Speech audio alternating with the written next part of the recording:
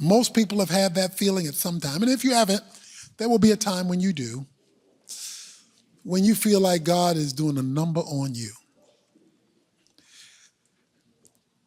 You either feel it because it can only be explained by God, or you feel it because God could have stopped it and he didn't. He could have changed it and he didn't. He could have made it better and he didn't. And you become disappointed with God and you feel like he's just killing you. Meaning you just want to die. You're just dying, either literally or emotionally, or you're just dying. God, why are you killing me? In the last 24 hours, I've talked to 5 people, 5 different individuals who are dying. That is, who felt like they were unraveling, either emotionally or circumstantially or career-wise, or they were hurting. And God was nowhere to be found.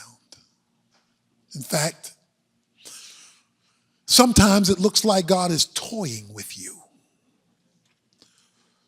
Because sometimes it looks like it's getting better, then it gets worse.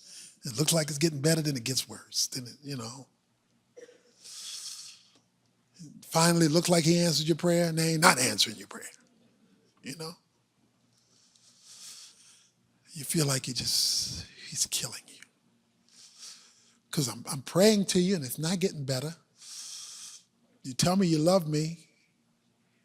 I don't feel like you love me. You tell me you're going to be with me. I can't see you. And it's getting worse. And I'm dying. Why is God killing me? 2 Corinthians 1 says in verse 8, "For we do not want you to be unaware, brethren, of the affliction which came to us in Asia, that we were burdened excessively, beyond our strength, so that we despised the even of life." Wow. How bad was it, Paul? Verse 9, the first line, "Indeed, we had the sentence of death written on ourselves." He says it was bad. I mean, it was really, really bad. He says it was affliction, and then he throws in this phrase, "It was beyond our strength." So what I want to do right now is I want to demythologize. I want to remove a myth that we have all quoted, said, felt, repeated to other people and to ourselves. And the myth is, God won't put more on you than you can bear. I want to remove that myth. It sounds good. Sound like something God would say. Sounds like it works. That God won't put more on us than we can bear. Not true. Paul says it was beyond our strength. In other words, it was beyond our capacity to bear it. We couldn't take any more. I can't take this. I can't handle this. I'm dying. He says, and the sentence of death was on us. In other words, the next thing on the agenda was to die, rather than live like this, rather than bear this, rather than go through this. He's saying God put more on us than we could bear, because there was only one thing left: to die.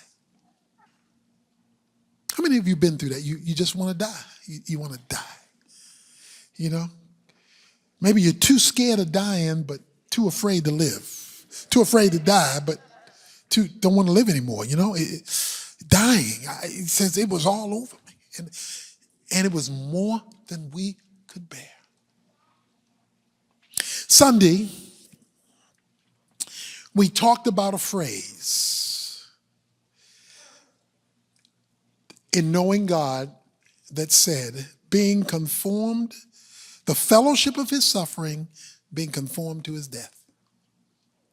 And the statement I made was, when God sends us through, and it's getting worse and worse and worse and worse and worse, you praying and praying and praying and praying, and it's not getting better, that is an invitation to a deeper experience with him. The fellowship of his sufferings. Fellowship is our sharing of life. Being conformed to his death, he wants to change something, remove something. Something is there. Paul goes on to say, listen to his words. In verse 9. Indeed, we have the sentence of death within ourselves, so that we would not trust in ourselves, but in God who raises the dead. Listen to me. When you are dying, the sentence of death, you're dying. That will always have one reality tied to it, and that one reality tied to it, because you know you've hit this place, because you can't fix this. That's the common denominator. The reason that you want to give up is there is no fixing in sight. You can't fix it, and you don't know anybody who can. All your human resources have been depleted. Why did he do that to you, Paul? He says, so that we would not trust in ourselves.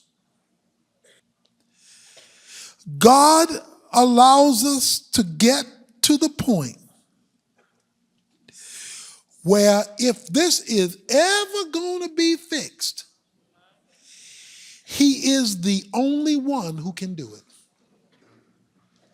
Paul said, the reason God put me here was to change my focus of trust. I had to deal with a trust issue. See, Paul is a very talented man. Paul isn't kind of some get-by guy. Paul is very talented. His resume reads to the top of the list. Paul could do it all. So to take Paul deeper in faith, he had to put him in a situation he could not fix, that his resume could not handle, that his abilities could not change, so that he would learn to trust God. So to force him to a deeper faith level, he put him in a situation he couldn't handle, beyond his strength. He couldn't deal with it, because he was driving him to a deeper level of experience with him. The word we use for this is brokenness. Brokenness is simply when God strips us of our self-sufficiency. When God removes our tendency to depend upon ourselves. The problem is not using our abilities or using our gifts or using our talents or using our contacts. God puts those things there for us to utilize in his purposes. But when he sees that we have relied on those, we trust in the horses the Old Testament talks about, and the bows and the arrows. We don't just use them, we bank on them. So that Even if we don't pray, we know we got this ace in the hole. Even if we don't look to God, we know we got this thing over here we can go to in case God don't work. If God is trying to take us to this deeper experience, then he literally puts you in an I can't situation. I can't handle it. I can't take it. I'm going to crack under this. But in God who raises the dead, God who raises the dead. It takes an awful lot of power to raise something dead. You got to have a little something, so you got to have some juice to raise the dead, okay? One thing you know, if something was dead that got up, whatever got it up got a little something going on. Because it takes some juice to raise the dead. One of our problems with God is we've never seen him raise the dead. We have never seen, so many Christians have never seen God take a hopeless situation and flip it. Because it's in those times when he takes something that's hopeless and you see no way, no how, and he flips that God has now become real to you at a level that he was not before. Like Job, it's easy to say, I've heard about him with the hearing of the ear. That's easy. You can do that every Sunday, every Wednesday. Hear about him with the hearing of the ear. But it's a whole nother thing to say, I have seen him with my own eyes. That's a whole different paradigm when the understanding of the reality of God has now burst on the scene because you watched the resurrection. That's why God let Lazarus die. He says, I let Lazarus die because I want to show you something. And Martha and Mary were all upset. They said, you know, if you would have been here, and Jesus stayed away on purpose, let him die because he wanted to show them a resurrection. Is God being mean? Is he being ornery? It feels that way when you're going through it, but what he's really doing is trying to take you deeper. He's trying to blow your mind because that's what a resurrection does. It blows your mind. Don't stop God from blowing your mind. Every situation is different. Every person is different. So I'm not giving a blanket scenario for every circumstance. I'm just dealing with a principle. Why are you killing me? Why is this sentence of death? I'm dying here, God. I'm dying. Paul says, because he wanted us to see a resurrection. Look at this. Verse 10. Who delivered us from so great a peril of death and will deliver us. He on whom we have set our hope, and he will deliver us. Do you see that? 3 times in that verse. He says, I am delivered, I will be delivered, and I will be delivered. I don't know what grave you're in. And some of us aren't 6 feet under, we 16 feet under. You know, it's just getting a deeper hole. The hole is getting deeper. And you have done everything you know to do. It's one thing if you haven't done what you're supposed to do, what God tells you to do, but you've done that. In fact, you're tired of doing that. And sometimes you feel like you could just get away from God. Just leave me alone. Okay? And you might as well tell God you feel that because you know you're thinking it. It's amazing to me how people won't be honest with God, like God won't know if you don't say it. He know you're mad at him. He know you feel like he's taking too long. He know he feels like you've forgotten him and you done moved on to somebody else trying to sing Kumbaya, my Lord. He knows all that. He is well aware. And you might as well tell him, God, you have disappointed me. Paul says, we had the sentence of death on us.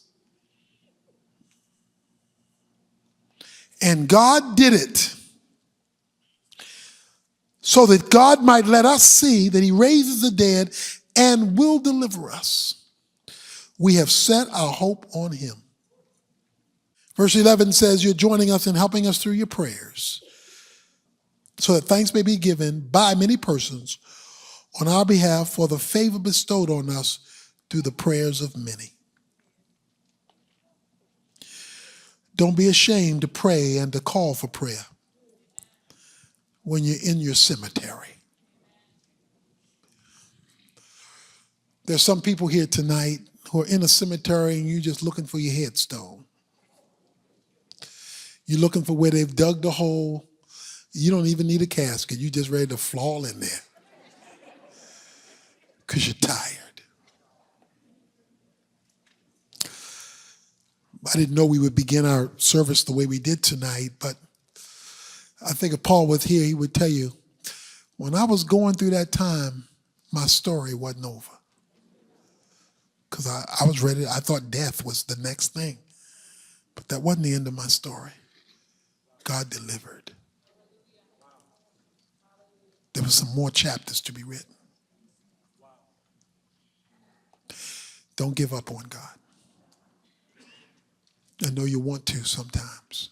And there are very few people who don't go through this valley. There's not too many people who don't go through this valley where it looks like God is gone. Job said, I looked north and couldn't find you. He said, I looked south and couldn't find you. I looked east and couldn't find you. I looked west and could not find you. But then Job went on to say, but when you're finished with me, I will come forth as pure gold. So I want you to tell God in your time with him this week how you feel. I want you to be raw. If you're in this situation, this is not a time for theological platitudes where you don't even know what you're saying. Because you're speaking in, this highfalutin language. No, this is time to get raw. Then God, you killing me. One of the 5 told me yesterday, they said, if this is God trying to teach me or break me, if this is God, he's killing me.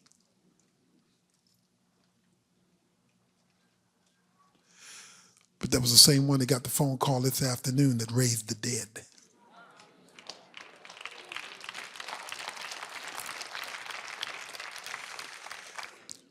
Don't give up.